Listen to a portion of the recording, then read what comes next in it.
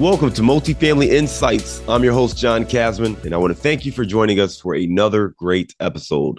If you're enjoying the show, do me a favor and leave us an honest rating and review. I want to hear what you love about the show and anything we can do to make you work harder for your investing goals. If this is your first time listening, or for some reason you just haven't done it yet, hit that subscribe button so you don't miss an episode. Now, today we're going to be talking to Jay Balekar.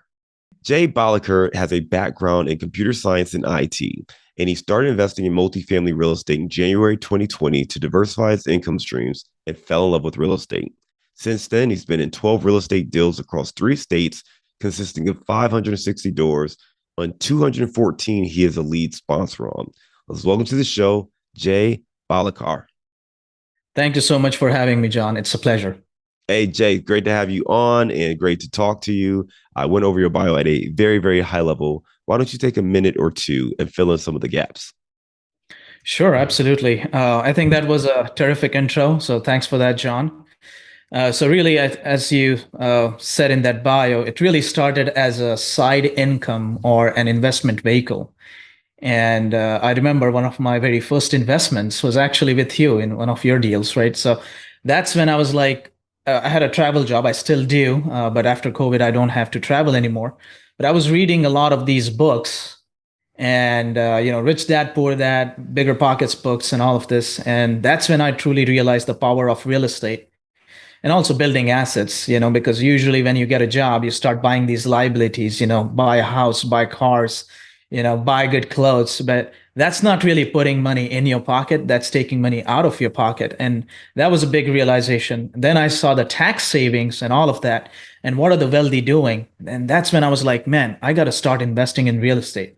So that's how it got started. But I was like, I'm traveling all the time. So I don't know how I can manage this. So I took the first step, invested as an LP in a syndication with you. And that was my way to see, how does a syndicator like you really communicate with the investors? How does the whole process work? And then we also bought a small, like an 8 unit here in Cincinnati. At the time, of course, I underestimated the amount of work that it was going to take.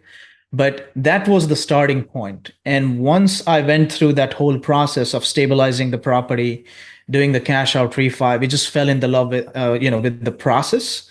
And like a lot of my mentors say, don't fall in love with the results, but fall in love with the process. And that kind of naturally happened with me. And I was like, hey, if I'm liking the process, this is the right vehicle for me. So that was the starting point. And then after that deal, we were like one deal after the next. We just loved the process. So I love it, man. I love it. Listen, it's great having you as a partner on that deal that we're in together and working together on. And I love the fact that you absolutely. use that as kind of your launching pad. And I tell people all the time, if you're interested in building a real estate portfolio, if you're a busy professional, one of the great ways to get started is to invest passively first. So that way you can get a sense of, all right, how do you like that? Because if that's all you want, great, stay in that zone, stay in that box. But if you get that urge and you say, you know what, I like this, I want to learn more, I want to do more. Now you've got a little bit of confidence, a little bit of momentum. You've got, a resource you could tap into. And now you can go out there and try to do more in your own deals. And that's exactly what you've done. You mentioned that 8 unit deal that you did next and some of the things you learned along the way there. What were some of those challenges that you encountered? I think in terms of challenges, myself included, I think most people underestimate the amount of work that goes into stabilizing the so-called value add property. Because when we read this stuff in the books, they make it sound like it's very easy. You buy a property in 2 months, you fix it up, and the contractors are going to take care of everything. And then once it's fixed up, you offload it to a property manager, and they're going to take all your troubles away, and you just collect cash. But that is as far from reality as you could be because you constantly have to be involved throughout the process. First and foremost, it's very difficult to find reliable contractors who can get your construction project done on a budget because you don't have unlimited cash to renovate these properties. So that was the biggest challenge. Two, being the first property, what we ended up spending was 3 times of our initial budget because we had no idea how much it costs to renovate the apartments. There's so much with these older value add buildings from early 1900s that you have to do to get them to the modern standards. So I think that was my first biggest lesson learned. Second lesson learned came on the management side when we actually started managing that property, and we still self manage that property. So we self manage a small portfolio of our own properties, and that is also again a lot of work. Asset management, tracking the metrics, tracking delinquency, making sure your vacancy stays low, making sure that you're tracking market rents, that way you're not undercharging year over year, and making sure you're updating your rents, things like that, and keeping a very close eye on your expenses income. That is a lot of work, again something that we underestimated initially, but now we know. So I think those were definitely some of the, I would say, key lessons learned. But the other biggest lesson learned, not just through this specific deal per se, but on all the deals, has been the value of relationships in real estate. Like the contractors we got, the tenants we have, and the residents, the new deal flow that we have, all of that, the answer to that is relationships, period. No matter who you're dealing with, if you treat them right, if you add value to them, they're going to stick around and they're going to add value to you in the long run. That has been a very big lesson learned for me in this journey. Those are great tips, right? I mean, you mentioned that buying that property, the value add business plan is not as easy as it sounds. And we're probably somewhat guilty of this too, right? We bring on guests and they talk about, we bought this property, we fixed it up, we did this, and 6 months later, property's worth X, right? And it Mhm. does take a lot of work and a lot of effort. And we certainly have gone through that as well. You talked about one of the things you learned was, hey, it's not just handed over to a property management company, or it's very difficult to find a quality contractor who can do the work on budget. So it takes time to go through different people and find the right people for the right job, and the value of relationships based on that. If you can build quality relationships, that's going to make everything else a little bit easier. Talk to us about the scaling of your portfolio, because I mean, you started really in the last 2 years, and in that time frame, you've added 560 units to the portfolio, which is really impressive. So how did you get such explosive growth in such a very short window?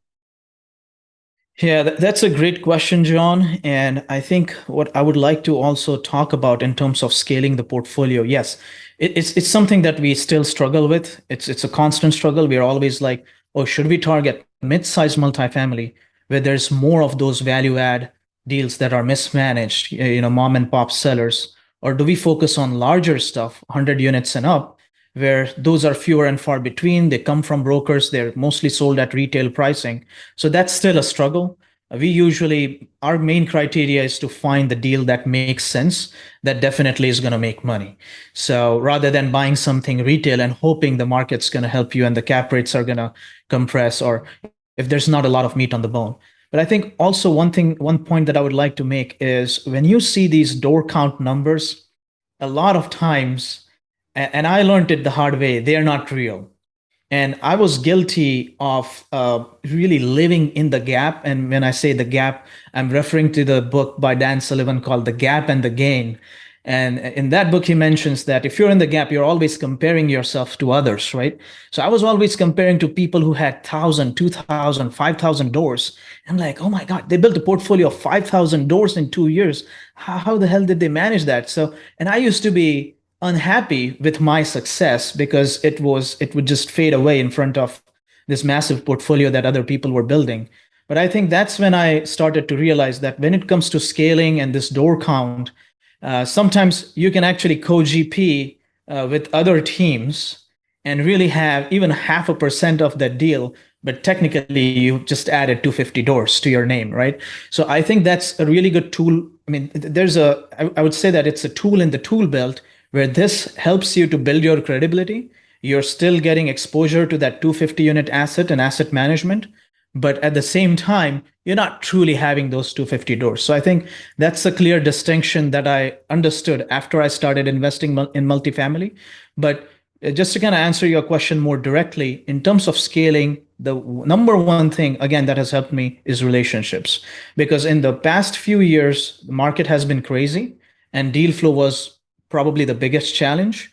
And having the good relationship with brokers, just meeting them often, making them feel good, sending them a bottle of wine on Thanksgiving, and then saying the right things, right? They want to get a confidence from you that if they send a deal to you, you can actually close, right? Because they get paid when you close on the deal. So actually asking those right questions, doing your homework, if they send something to you, actually taking a look, underwriting, and providing them with feedback, those types of things have definitely helped us to get the right deals and then scale that portfolio. Out of the deals you've done over the last year or so, how many have been through brokers and how many have been maybe off market through other sources? Yeah, I would say we've done roughly about 12 to 15 deals in the last couple of years. And I would say that a good majority of them, maybe about eight of them, have been on market or through brokers, or the smaller ones officially on MLS. What happens a lot of times is people just assume that deals go to LoopNet to die, but sometimes you may find that hidden gem on LoopNet also. And if you're quick enough to respond and again prove that you are a closer, again, if you have somebody else like the local property management company vet for you that, hey, and if they know the selling agent, hey, I know this guy, he can get it closed. And that's when you can actually win the deal, even if you don't have the highest offer because you have references. So I would say about 70 to 80% of those have been on market. The others have been off market. None of them have been through our own direct to seller or cold calling types of efforts. They've all been through relationships, again, coming down to the value of relationships. But again, we want to expand our direct to seller operations and marketing as well, because I know a lot of people have had success with that too. So, I think that's really insightful, right? You talked about of 12 deals you've done over the last year, eight of them have come from the market. They've been with mhm. brokers. They've been on MLS. They've been on LoopNet. They've been out there that have been marketed, but you found something in that deal that maybe others didn't see, and you were able to move forward with that. Maybe it's based on relationships or something else that allowed Right. you to go out there and win those deals. And then for Right. these other deals that you've done, while you have your own off market marketing efforts going, you've actually gotten them through relationships. I'm curious to hear a little bit more on that first. Where are they coming from? So you say relationships. Are these coming from the property managers or are they coming from some other individual? But how exactly are you getting these deals through relationships? Yeah, I would say most of them have come from commercial brokers. We've had some deals that we've looked at that have also come from property managers. None of them have worked out just yet, but that's again an excellent source. Have building that right relationship with your property managers is that's why so crucial. Because I see a lot of owners, they just treat their property managers like garbage. They're like, oh, you're supposed to run my property. If this didn't go right, why did this not go right? And they're always kind of in that tussle with their property managers, but they are your closest partners. They are at your property every day. They are interacting with your tenants. So you want to make sure that you're setting right expectations and building the right relationships with your PMs. Definitely one of the key sources. But for us, none of the deals so far have come from the PMs, but it's mainly through brokers, and so some have been really on market. One of the deals that we potentially might get under contract is through our direct to seller campaign, where we have been calling property owners. But it's been a mixed bag. But I would say if the major success factor is brokers and relationships with them, because in multifamily or commercial real estate, 99% of the deals are sold through brokers. So you definitely can't ignore that piece. I think it's a great point because so many people want to go off market and they assume off market means, well, I'm just going to call owners directly and cut out the middleman. And, it's going to be easy. I'm going to call them, they're going to reach out. And I tell them all the time, if someone is sophisticated enough to own a 100-unit apartment complex, what in the world makes you think they're going to get a phone call and decide to sell to some dude that they just met, or they get a Right. postcard in the mail and they're going to sell and call that number and say, yeah, I want to sell this property to you for 75 cents on the dollar? It's Yep. likely not going to happen. So you can build relationships through those means for sure. And there may be extenuating circumstances that make it possible for someone to be interested in selling to you off market. But usually you're going to have either a broker involved or they're going to have a sense of the value of their property or the terms that they're looking for. So having that broker relationship is going to be absolutely key. Now, again, you are a guy who built up, your portfolio more recently, and we've talked about like, well, how do you stand out? How do you build that credibility? What do you think allowed you to get some credibility to build those relationships early on that some of our listeners can use and apply to their own business? Absolutely. That's a great question, John, because it's a chicken and egg problem. Initially, I was having the same problem that, hey, without the units, how do you get credibility? And without the credibility, how do you get the units, right? So it was a constant struggle. But I think what really helps is getting yourself in the right circles. Again, commercial real estate specifically is definitely a team sport. So getting yourself in the right circles and choosing the right mentors and working with your mentors and coaches has been a game changer. Because when I joined some of these mastermind programs, some of my mentors that I look up to, yourself included, Vinny Chopra, Marco Barbero, and Hadar Orkibi from Jake and Gino Network. So I've built some good relationships, and if I have any questions, I always reach out to individuals and coaches. And what helps is they have built their massive portfolios. And now, because I'm a part of these mastermind programs or groups or coaching programs, I can say that we as a group have 2,000 doors and we have investments in these markets. They may not be my own investments or my own deals, but I'm not lying when I say we as a group have 2,000 doors in 7 markets. And I think that's one thing to build credibility. But also, two, is to follow up, doing your homework. If you're using terms like NOI, cap rate, and knowing what they really mean, brokers sense that, oh, this guy actually knows what he's talking about. And then finally, once they start to send you the deals, a lot of times they are testing you out just as you're testing them. They're going to send you maybe a couple deals that they know are not going to work out, and they want to see your reaction and feedback, right? And then you underwrite them and exactly tell them that, hey, thank you for sending this. First, you got to thank them, but also why this deal doesn't work, why it doesn't fit in your criteria, why the numbers don't work. That's when they start saying that, oh, this guy potentially is the real deal. And sometimes when you get the right deal, having that PFS or proof of financials, it doesn't have to be yours, but if you have a partner you're working with who has a nice liquidity and bank balance, you can also share that with them that, hey, you know what? If you send me a deal, not only am I trying to convince you from our relationship, but hey, here's the money, right? Sitting right here in this account. So I think all of those factors help in building that credibility, and slowly they start sending the right deals to you. No, great tips there. First and foremost, you talked about leveraging the credibility of the team that you've built. And I'm gonna come back here, but being a part of masterminds, being able to say, hey, as a group, here's what we have or here's what we've accomplished. That's helped you build credibility. Two, you talked about actually responding to brokers when they send you deals, even if they're testing you out, you want to be able to respond. Make sure you understand the lingo and you're using the proper terminology and things like that, but establish yourself as someone who should be treated as a credible investor. And then Mhm. last, when it comes down to the deal, just demonstrate proof of funds. But really, the bigger thing is the fact that you can get it closed. The Right. seriousness, be committed, show them that you are a serious investor and you're ready to close the deal. And find different ways to do that. Proof of funds is certainly one way of doing that. The way you structure your terms is another Mhm. way of doing that. Again, just making sure that you position yourself as someone who's credible and is the most likely person to get the deal done, close it, and buy the asset. I'm going to go back to that Absolutely. first point, though, right on leveraging credibility, being a part of these different groups.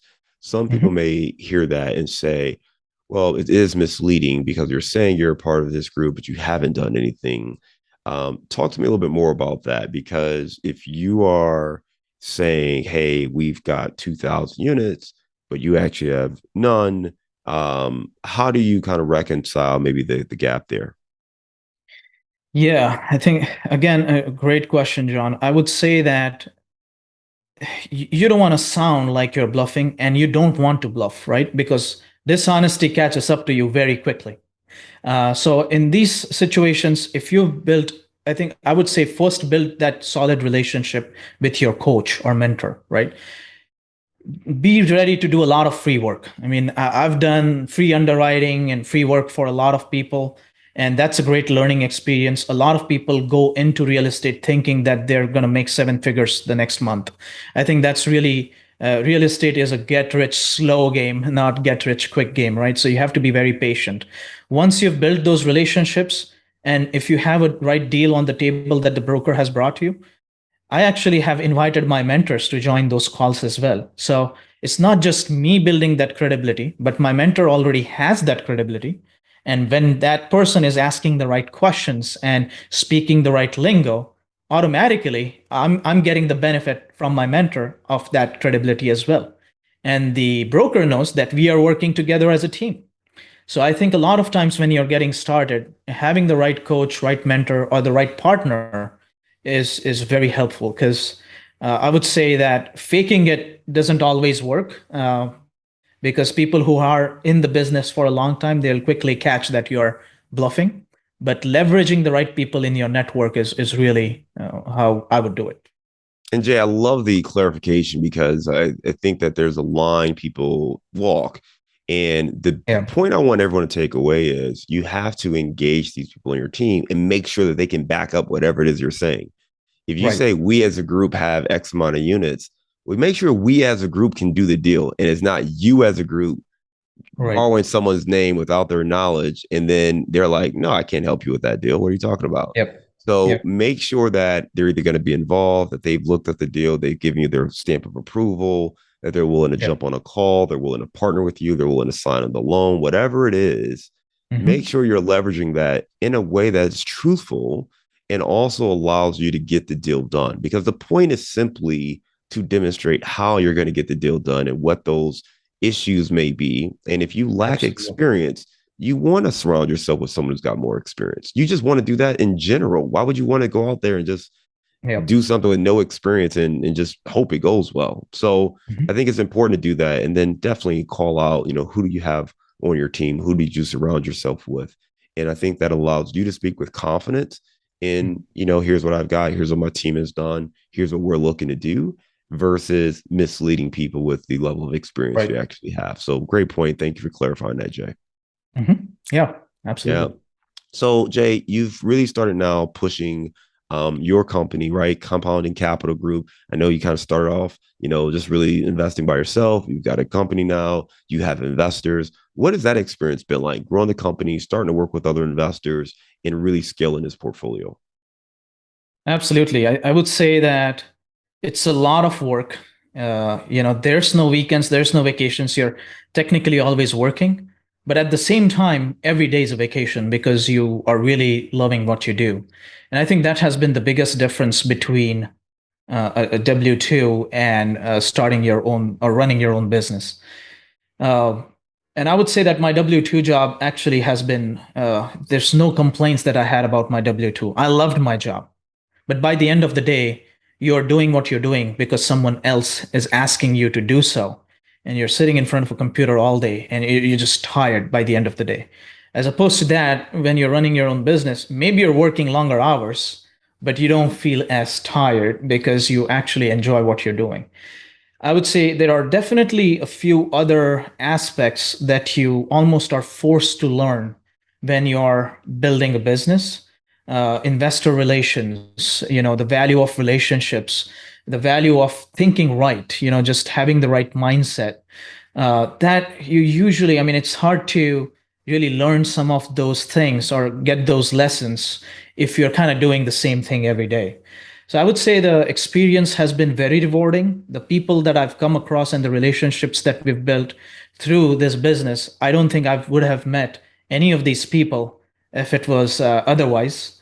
And also some of the lessons that I've learned, I guess, from these people have been absolutely mind blowing. So, for example, as an example, Coach Trevor McGregor, who's kind of the mindset and accountability coach that I work with, before I started working with him, the way I used to think about certain things that, oh, you got to be obsessed and you got to work 14 hours a day to be able to make progress. And some of those misconceptions and limiting beliefs that I had, or you can't go from 10 units to 100 units.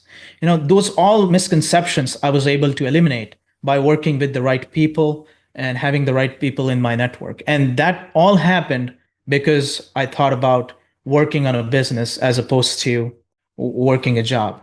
So I think it's been an incredibly rewarding experience.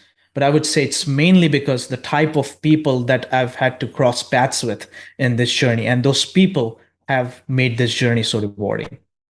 Hey, listen, great insights there, Jay. I appreciate you sharing all of that. And my big takeaway is your focus on relationships. Mhm. Having the right relationships allowed you to learn, to be a sponge, taking all that information, but put it into action. And that's one thing I want all of our listeners to understand and take away from this is it's one thing to listen to this podcast or listen to a show, but you have to put it into action. You gave a lot of great actionable insights, but the relationship thing is really the biggest one I'm going to take away. Let's Absolutely. transition to our bullseye round. But before we do that, I want to make sure all of our listeners know where they can connect with you. Your website is compoundingcapitalgroup.com. So make sure you check that out. And then you can also connect with Jay on LinkedIn or on Facebook. So we'll make sure we put links to all those things in our show notes. Jay, give me a failure or an apparent failure that sets you up for later success. Yeah, I would say the biggest failure came from my very first deal that I did by myself. Like I alluded to that deal initially in our conversation, my initial rehab budget was 70K. We ended up spending 230K. So the biggest lesson learned there was, you have to do your homework. You cannot ever think that things are easy. And also the lesson learned there was to be prepared. So fortunately, I had the liquidity to cover the losses. But that was, I think, one of my biggest lessons learned early on in this journey. Give me a digital or mobile resource you recommend for your business. Digital, I would say digital resource that we use every day is Asana. I think it's been a big game changer for us because it keeps us organized. It's easy enough for anybody to learn. You've got the mobile app too.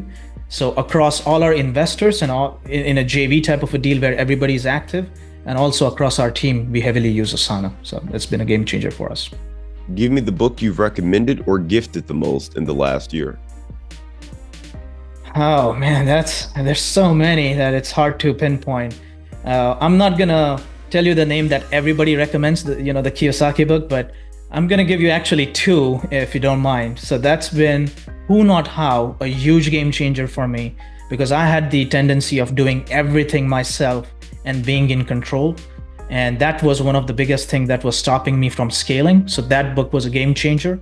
And same author, The Gap and the Gain, that again was a huge game changer for me by Dan Sullivan. So those two books for sure. Give me a daily habit that helps you stay focused on your goals. A daily habit, which I would say I'll be honest, I've not had this daily habit for years. It's been a relatively new habit for the last 6 months or so, is I would say meditation. And a lot of people meditate first thing in the morning. I meditate actually every day before going to bed. And I always had a very anxious mind. And before going to bed, I would have this to-do list that would go through my mind. And meditation has helped me tremendously to just calm my mind down and be able to hit the bed early. That way I can actually start the day early. And that was a vicious cycle that I was stuck in for 20 years. And meditation helped me to kind of get out of that cycle. All right, give me your number one insight for multifamily investing. Number one insight, I think I'm probably repeating myself, but insight or I guess recommendation would again be find the right people. I think that should be really the first step. Find the right mentors, find the right groups and rooms that you can be a part of, because those right people, those right rooms will give you all the tools, will give you all the relationships that you need, everything else that you need in the process. You're gonna get from the right people that you meet by being in those right rooms. So I would say, I think that really should be the number one priority. I didn't start there. I thought I'm gonna get all my answers in books, but I learned this lesson along the way, is being in the right rooms is probably one of the most important things. Appreciate that answer, Jay. Let's lighten the mood a little bit here. We are both in Cincinnati. I want to hear your answer here. Give me your favorite place to grab a bite to eat. Oh, I like Dewey's Pizza and Skyline Chili. I don't think everybody likes Skyline Chili, so I'm gonna recommend Dewey's Pizza and Grater's Ice Cream. That's phenomenal. So that's Awesome, great. man. Some great Cincinnati staples there. Dewey's Pizza, Yep. Skyline Chili, and Grater's Ice Yep. Cream. Excellent, man. Well, listen, I really appreciate your time coming on the show today, talking about everything from your journey, starting out as a limited partner, moving over to the active side, and really focusing on relationships to grow and scale. And I love the thing you talked about when it comes to credibility. How do you get credibility if you don't have any units? How do you get units if you don't have any credibility? I think that's a conundrum a lot of people are faced with, and you give some really good answers on how to leverage the credibility of others to grow and scale, how to be responsive and position yourself as someone who is credible and willing to be taken for a chance.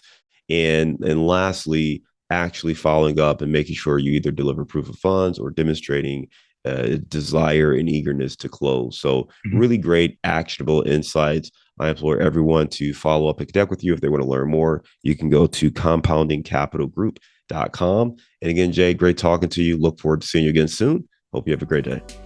Awesome. Thank you so much, John. It was a true pleasure speaking with you today.